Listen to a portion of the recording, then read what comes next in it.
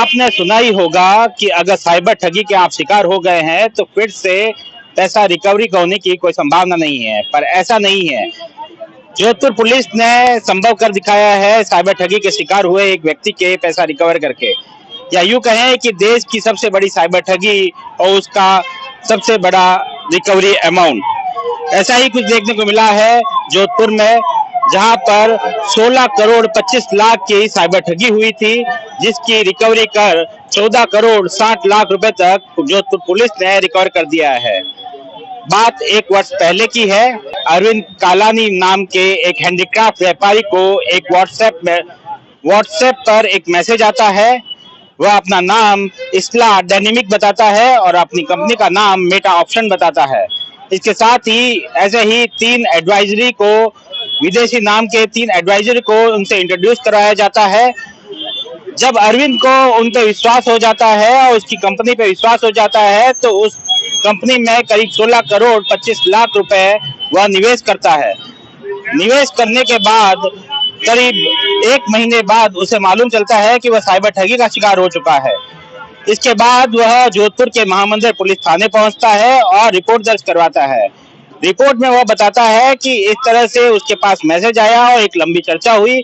उसके बाद में उसे उस कंपनी पे विश्वास हुआ। उसने उस कंपनी में करीब 16 करोड़ 25 लाख रुपए निवेश किया और साइबर ठगी का शिकार हो गया।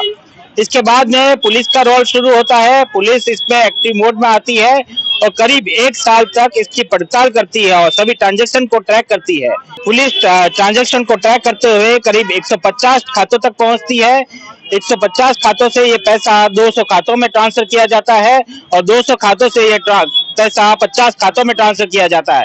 इसके बाद में अंतिम में यह सारा पैसा 5 खातों में ट्रांसफर कर लिया जाता है और पुलिस वहां तक करीब 1 साल की मशक्कत के बाद इन खातों तक पहुंच पाती है और इन खातों को सीज कर पाती है और करीब 14 करोड़ 60 लाख रुपए रिकवर कर पाती है।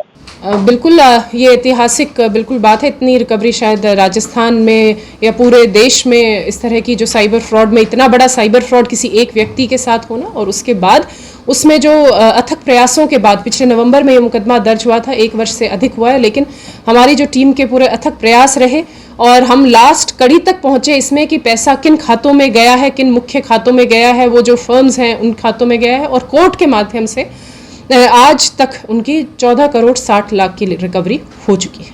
बताया जा रहा है कि जो व्हाट्सएप मैसेज आया था वह दुबई से आया था और जो कंपनी बताई जा रही है वह कंबोडिया की बताई जा रही है।